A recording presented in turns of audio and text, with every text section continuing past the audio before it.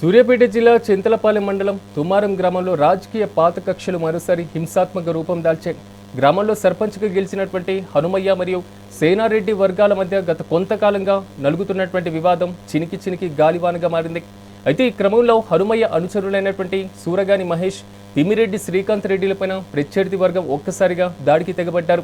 ఈ దాడిలో ఇద్దరికి తీవ్ర గాయాలు కాగా శ్రీకాంత్ రెడ్డి పరిస్థితి విషమంగా ఉన్నట్లుగా తెలుస్తుంది. వెంటనే బాధితులను చికిత్స కోసం హుజూర్ నగర్ ఏరియా హాస్పిటల్కి తరలించారు. ఈ ఘటనపైన తుమ్మారంలో ఉద్రిక్తత నెలకొనగా పోలీసులు రంగంలోకి దిగి విచారణ చేపట్టారు.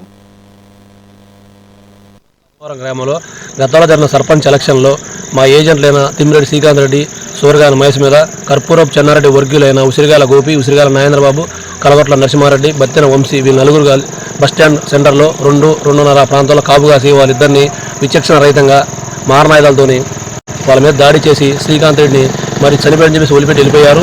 మహేష్ని వెంబడించి కత్తులతో వేటాడారు. చెవు దిగింది అతని పరిస్థితి కూడా విషమంగా ఉంది. పోలీసు వారు ఈ చర్యల మీద కఠినమైన చర్యలు తీసుకుని తమ్మారం గ్రామాన్ని ప్రశాంతంగా ఉంచాలని నేను మా తమ్మారం సర్పంచ్గా కోరుతున్నాను. జిల్లా చింతలపాలెం మండలం తమ్మారం గ్రామంలో గతంలో జరిగిన సర్పంచ్ ఎలక్షన్లో మా ఏజెంట్లైన తిమ్మిరెడ్డి శ్రీకాంత్ రెడ్డి, సూరగాని మహేష్ మీద కర్పూరపు చెన్నారెడ్డి